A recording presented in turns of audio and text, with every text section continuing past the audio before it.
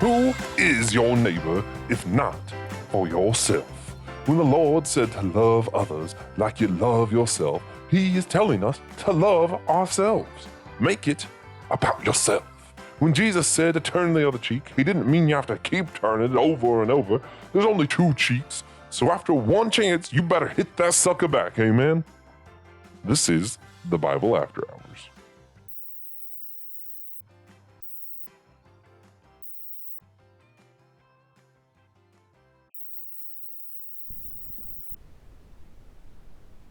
Can you hear me? Is this thing on? Okay, good.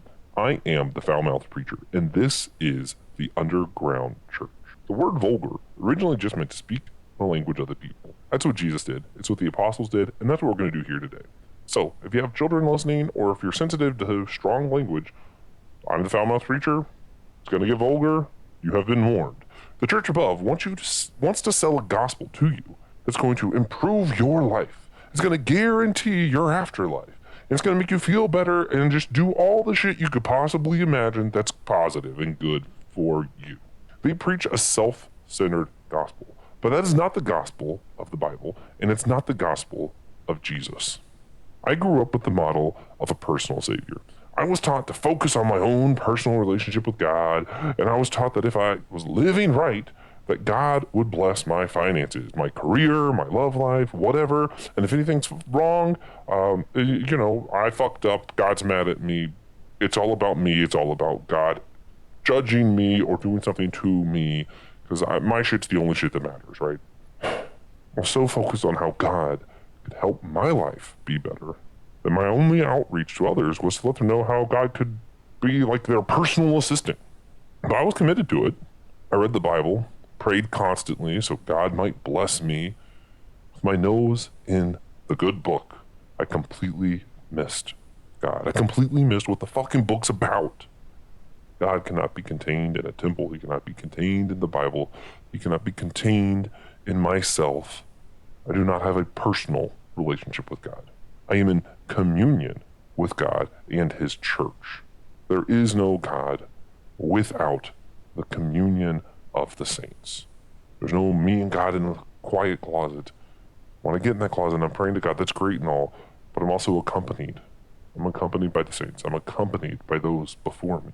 Christianity is a communal religion. We all need community. It's a fact of humanity. We bitch when we're alone, and we bitch about people not being the way we want them to be because they're not doing right by us. But we bitch and we bitch and we bitch. Well, humanity is just a bunch of bitches bitching. That's all we are. But it's because we have a need, like a deep, ingrained need, innate in human nature, is to feel love, to feel the love of God in and among us in our relationships to one another. So to feel that love of God in my relationship to my wife, to feel that love of God in my relationship to my other friends, to my family, to feel the relationship of God in those other relationships, there's that innate need. So the moment that those I'm relating to are not conforming to that kind of love that is God's love, I still have something missing. I could still be missing that love which I desire. Or better yet, when I fuck up and I am not showing that love in my relationships, then I'm still going to end up bitching because I'm not getting what I need. So it could be your fault, it could be their fault, it could be anything, but at the end of the day, it's because we need community, and the community can't just be with one another. It also has to be with God, who is love Himself. And we miss out. We miss out a lot because of technology. I don't want to be the anti-technology guy, but we can just look up, what does this text mean? What does this mean? What did the saints so-and-so say about this? And we Google all this stuff, and we stop having relationships. We're not discussing these things together anymore. We're just Googling it and then praying maybe, and that's a big maybe, when it's supposed to be a communal thing. When we study the Bible, when we look up theology, when we think about these deeper things, it should be a community. The next generation coming up, Gen Z, some millennials, younger people, they're the loneliest generation yet, according to a lot of studies. And I couldn't get it. Like, how could they be fucking lonely? Like, jump on Facebook, jump on Instagram, get on your Snapchat. Like, what the fuck are you doing, dude? It's so easy to reach out to others. But even though they have social media, they're lonely. It's because social media is teaching them to be self-centered. It's not, ooh, hey, how can you have deep, meaningful conversations? It's how can you present your stance because you're right and convince other people that you're right, and you just yell your stance over and over and over. It's very focused on you. Facebook used to always be like, what are you thinking, or what are you up to? It's about you. Instagram's supposed to be pictures of yourself or pictures of what you're doing, showing off your life. How do you want to be portrayed to others? Not how do you want to engage with others, but how do you want to portray yourself to others, because it's really all about you. And when you're self-centered like that, no matter how many likes you get on your images, no matter how many people agree with your stance or argue with your stance and you prove them wrong, it's self-centered, so you're still lonely because it's just about you. Now, that doesn't mean there's not ways to do social media that makes it about others, but that's not its primary function. You can use it well. You can use it for community, and I've seen it done well by other people that are part of this network. But a lot of the time, social media is really all about a person trying to portray themselves to the world rather than trying to engage with others. So this doesn't lead to any real relationships. It doesn't lead to any real experience with the divine. And God is experienced in our relationships with one another when we do come together in his name. The early church was completely focused on unity. That was their big thing. The early, whenever the church was first founded, unity was the big thing. Community was the big thing. Separation was the biggest sin that the church was warning against, that they were fighting against. Hey, don't separate yourself from the church. Don't decommunion yourself. I don't know. Just you're supposed to be in community. That was the biggest concern of the early church. Now the church focuses on this kind of personal savior model. And a lot of it has to do with some of the fallout to the sinner's prayer. Billy Graham and others were kind of really made this popular. I don't think they started it, but they made it popular. That well, if you want to be saved, all you have to do is believe in your heart and repeat after me. Say these words: I'm bad and a sinner, and I believe God now, and he'll forgive me, so I'm not a sinner. I don't know what the exact words are, but it's something along those lines, that you're confessing your sin, saying you believe in Jesus now, and that you accept him into your heart. That's the basic model. And if you pay attention to that model, it's I sinned, it's I believe, and it's I accept. But if you look at the biblical model, what is it?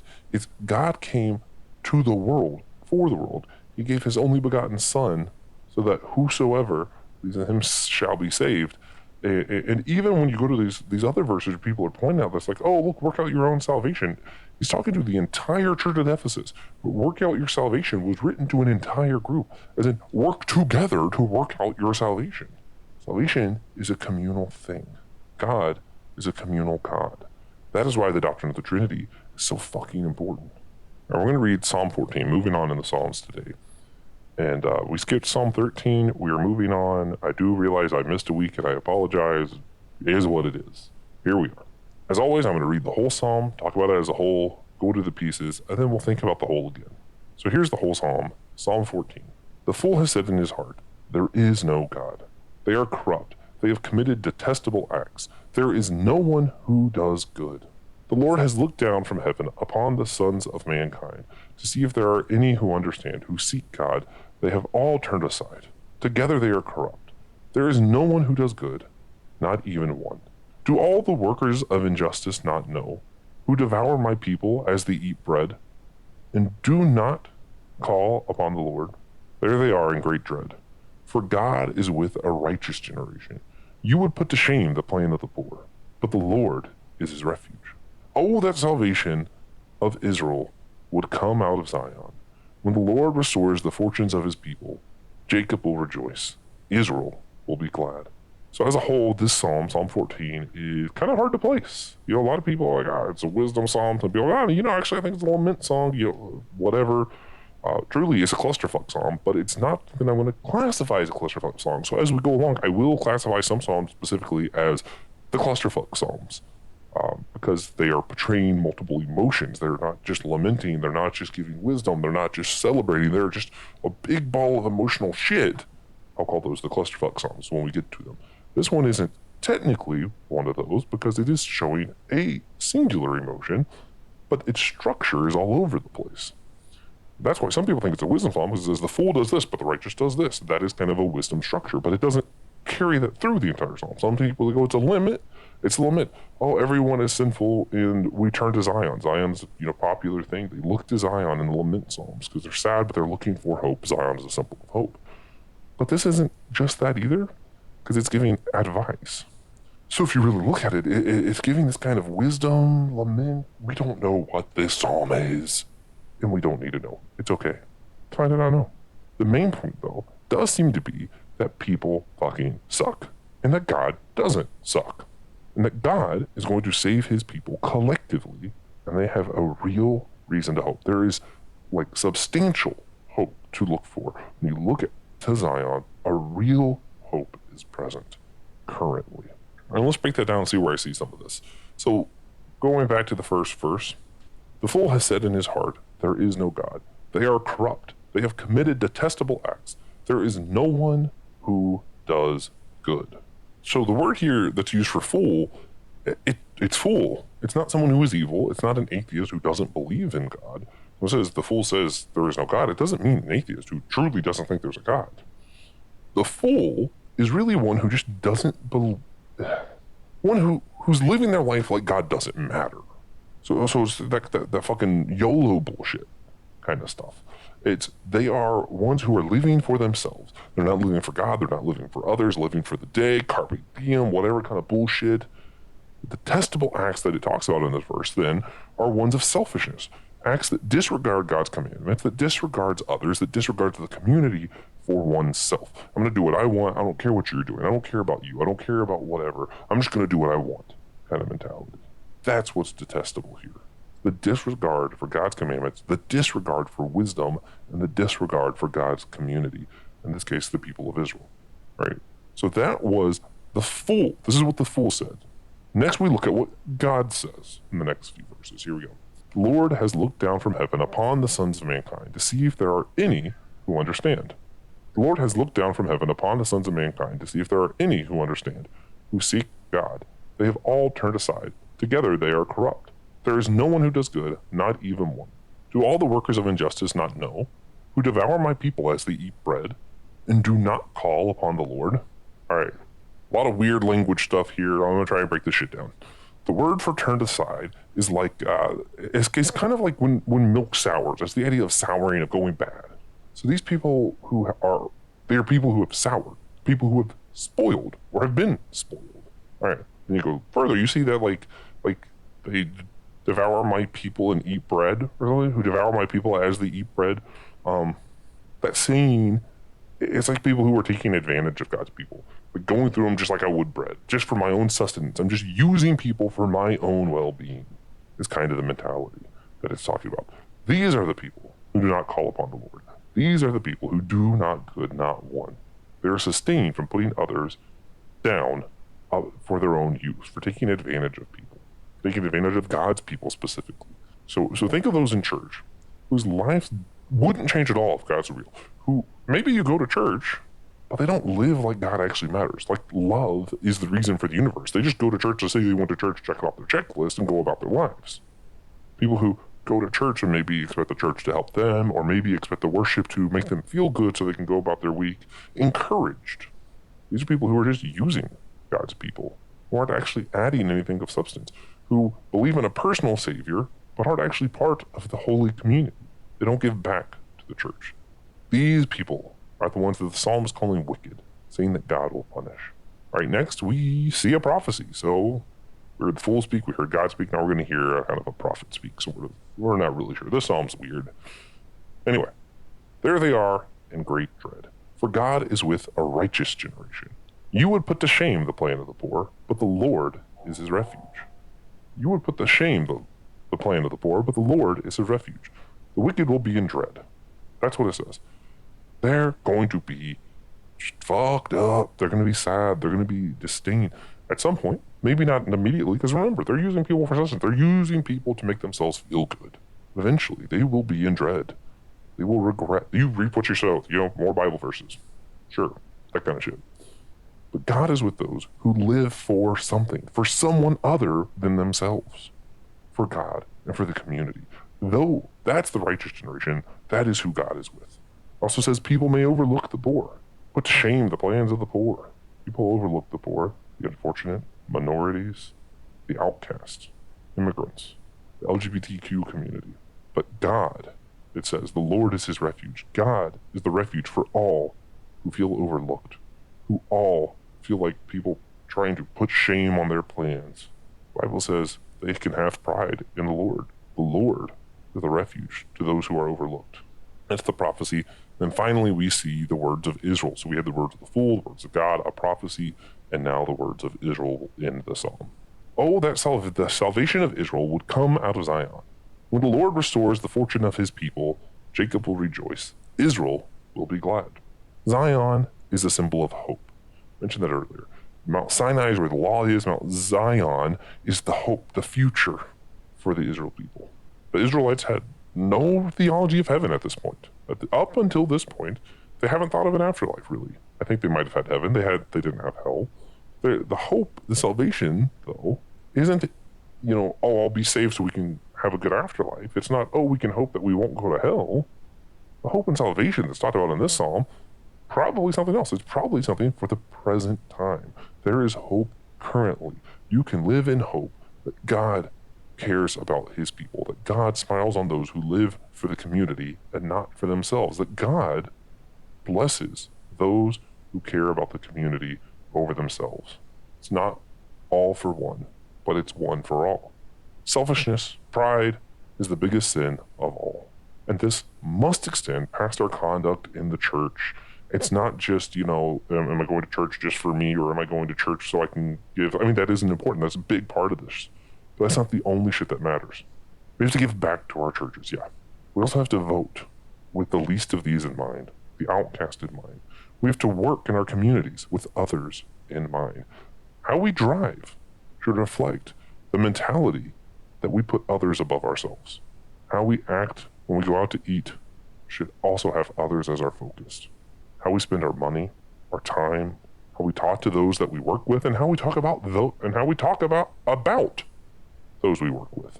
Jesus says we must love our enemies, and that the church is to be known for our love for one another. Jesus prayed that we be one as he and God are one.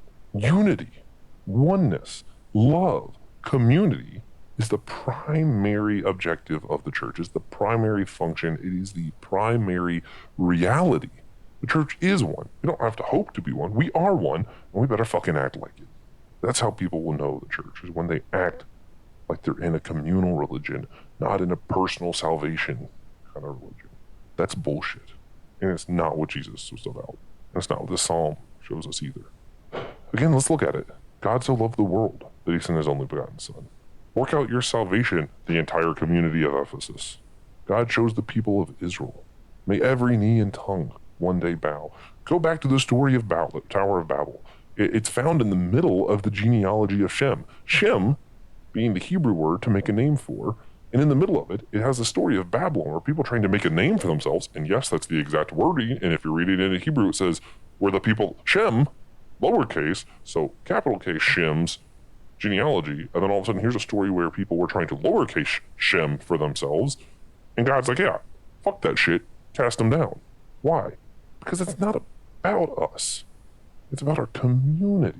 And yeah, that's a weird one, right? Because, wait a minute, they were in community. They were working together. Yeah, but they were working together to make a name for themselves. It was about themselves, not about how can we love others? How can we take our abundance and help the whole world? How can we take our abundance and give it back to God? It wasn't about that. It was about themselves. So yeah, even though there was kind of a community, you also have to look at the motives there. And that's where we see what the real sin is. Why God cast their shit down. I don't want you to. Take a piece of paper and write down a few things for me. I need you to write down one way that you're going to live, that you're going to drive differently with others in mind. Then write down one way you're going to speak differently at your work, prioritizing others over yourself. Thirdly, I want you to write down one way you're going to engage politically with others in mind. So 3 things. 1, how are you going to drive differently with others in mind? 2, how are you going to speak differently with prioritizing others at your work over yourself? And 3, how are you going to engage differently politically with others in mind? If we do this, I think the world's going to be a better place. And I think God's will is going to start to be realized. and the church will be known for the love that it's called to be known for. The church it'll fucking be the church. That's all. I know that sounds simple, but we're a long way from it right now. And it's one of my heart's deepest desires to see us back to that. Because I don't want you to share this on your public social media account if you think it might offend somebody. If there's a chance someone might get upset about the language, then don't share it publicly. If you think you can share it without offending somebody, please do so. All the shares help. It's great. Especially the more public it gets, that really helps spread the word about the show. But I don't want to offend anybody, so just kind of, use wisdom there. But what I do want you to do, share this with one friend or family member who might benefit from hearing this, who might actually engage with you in a conversation of what this psalm is about, what it means not to be in a personal relationship with God, but to be in holy communion with Him and all the saints of the church. What does that actually mean? Let's talk about it with one another. Share this around. Have these conversations. Let's engage with one another.